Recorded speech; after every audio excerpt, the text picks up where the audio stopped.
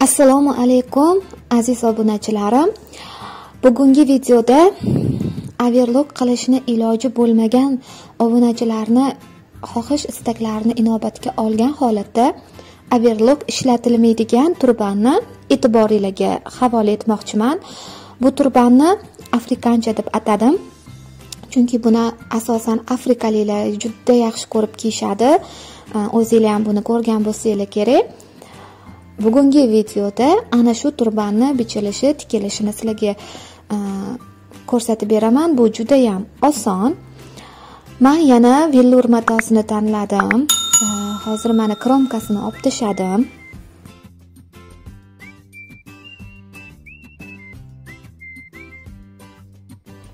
Enini 100 cm, bo'yini esa 60 cm qilib kvadrat shaklida chizib oldim. So'ng esa kesib oldim.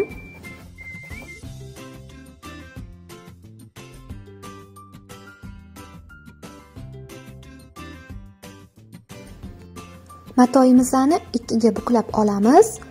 Ana o'shanda 30 ga 100 cm bo'ladi. Buklab olganimizdan so'ng ochiq joyini mashinada tikib olamiz.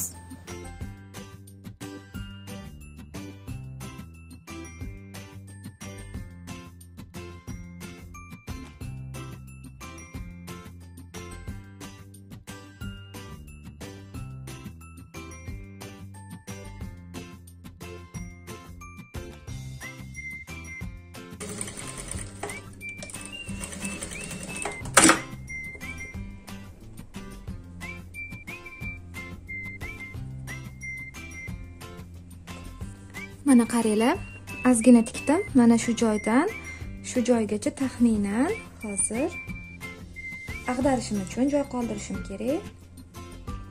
Buning uchun 10 cm joy qoldiramiz. Butdan butgacha mana shuncha ag'darish uchun joy qoldiramiz va qolganini tikib olamiz.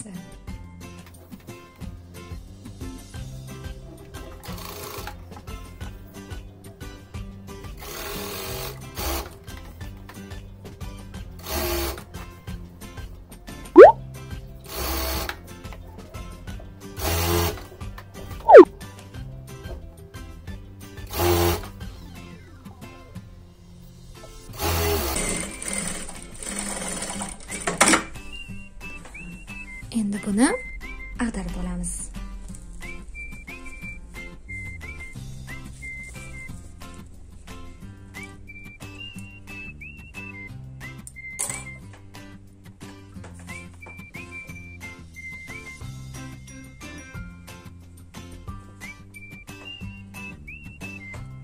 Iloji boricha mana bu chokini o'rtaroqqa olishga harakat qilinglar. Naglazga bo'lsa ham o'lchab o'tirish shart emas.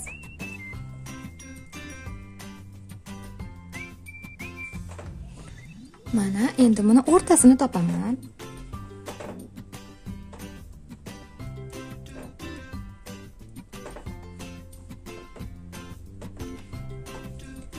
Primerni mana bu joy o'rtasi ekan.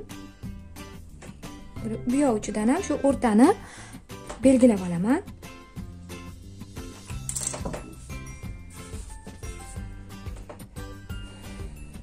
Mana belgilagan joyim. Endi shuni shu joydan ushlab turib, mana bu tarzda bog'lab olamiz.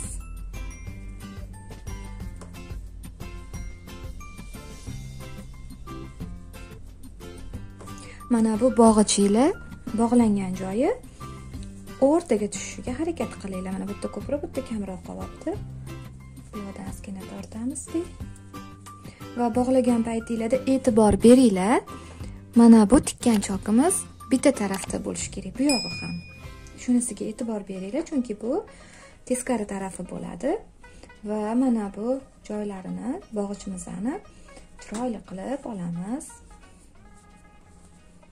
Tekshiramiz, o'rtada qoldimi yo'qmi tekshiramiz. Mana o'rtada qoldi. Endi Birinchisi men sizlarga aytaman, bog'ichdan keyin necha santimetr qolganini. 32 santimetr. Xo'p, endi sizlarga aytaman. Esingizda bo'lsa, mana bu joyda mana ag'darish uchun joy qoldirganman. Hozir mana bu chokini mana bu chokiga olib kelib turib, mana bu joydan kirib tikaman. Mana shu joydan kirib turib, tikib olaman.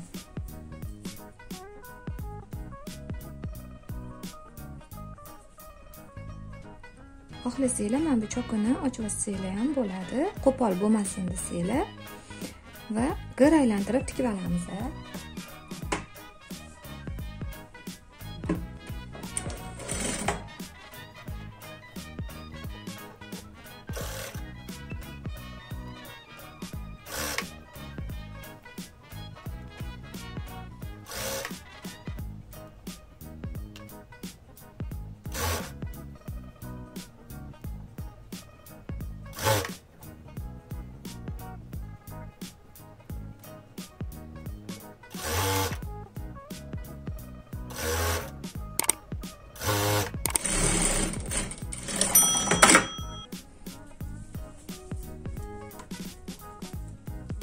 Mana tikib oldik. Mana buni o'rtaga olib turamiz, bu orqa tarafi va mana bu joyini ham hozir tikib olamiz. Mana shu ko'rinishda hozir mana bu joygacha tikib olamiz. Buni o'rtaga olgan holatda mana bu o'rtada qoladi.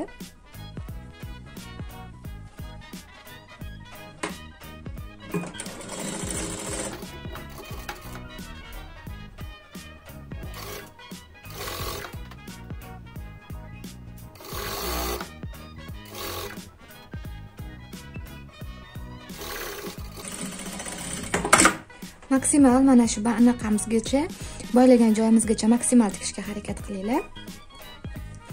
Va mana o'girdik. Bu o'ngi tarafi, chunki bu yerda mana chokimiz yo'q. Endi mana bu chokli joyini, boya tikkan, ag'dargan joyimizni hozir tikib olamiz. Undan oldin bekitib olishimiz kerak. Mana bu teshikchasini xohlasanglar qo'lda, xohlasanglar mashinada bekitib olish kerak buni.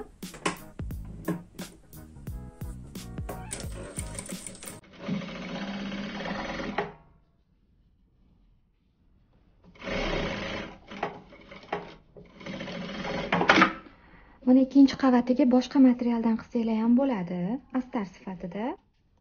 Mana bu joyini hozir men qo'lda qo'lnina yordamida har doimgidek mana shu joygacha, mana bu tikkan joyimizgacha qo'lninada tikaman. Taxminan 2 santimetrcha joy qoldirdim.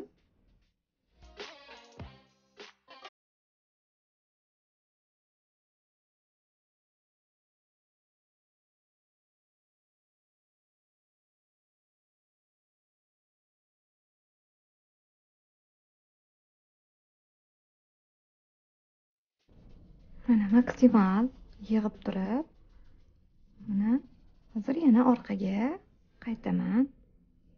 Ammo chokim mustahkam bo'lishi uchun shu turishda ham bitta ninani chiqarib olaman.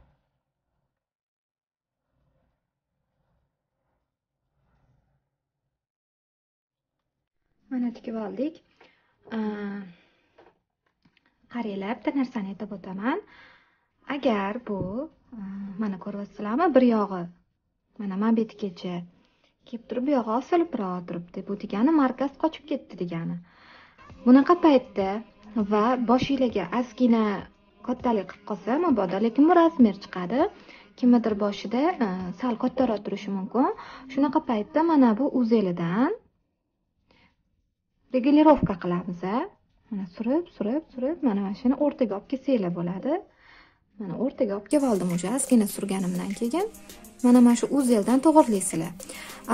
Kichkina qilish bo'lsa, agar sal kattaroq bo'ladigan bo'lsa, qanaqa kichkina qilaman desanglar, mana bu uzelini sal mana bunaqa bo'shatib, bo'shatib yuboriladi, tortiladi mana bu ikkita chetidan-da.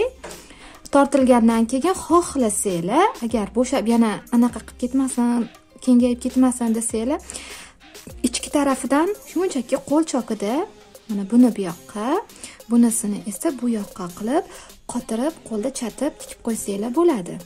Va u holatida ham mana bu o'zilar katta turgani juda chiroyli turadi. Mana bunaqa qilib qolgan joylarini qo'lda mana bunaqa qilib shakl beramiz. Mana hozir men buni o'rtasini keltirib olaman. Bu vellur material bo'lgani uchun sirg'anib yurib ketadi. Nimaga? Chunki tuki bitta tarafga qaragani uchun. Men hozir buni bo'yiga bichganim bilan bu eniga chiqdi. Tuki mana bu yoqqa qarayapti. Shuning uchun bu o'zel yurib ketaveradi. Buni boshqa materiallardan qilsanglar ham bo'ladi. Agar materialingiz qancha qattiq bo'lsa, shuncha mana bu o'zeli chiroyli chiqadi. Cho'zilmaydigan materialda qanaqa qilsa bo'ladi? Cho'zilmaydigan materialda mana bu joyini sal kattaroq olib turib, misol uchun biz 100 olgan bo'lsak, 110 olib turib, mana bu joyiga rezinka bilan yig'ib qo'ysanglar bo'ladi. Misol uchun velvet, jinsi yoki shunga o'xshagan kimdir ko'jadan qilib ko'rishi mumkin. Ana o'shanda buni yig'ib qo'ysa bo'ladi. 10 sm ni rezinkada yig'ib chiroyli kiysa bo'ladi, cho'zilmaydigan materialda. Lekin mana bu ichini boshqa materialdan qilsanglar ham bo'ladi, ichki tarafini. Yarmigacha kelibmi, mana bu joygacha-mi, bumuz o'zeldan ko'rinib qoladi, boshqa material bo'lsa. Yarmigacha boshqa material qilsanglar bo'ladi, agar materialingiz chiqmasa. Unaqa yo'llari ham bor. Mana o'rtaga olib kelib oldim. Endi natijani manekenda ko'ramiz.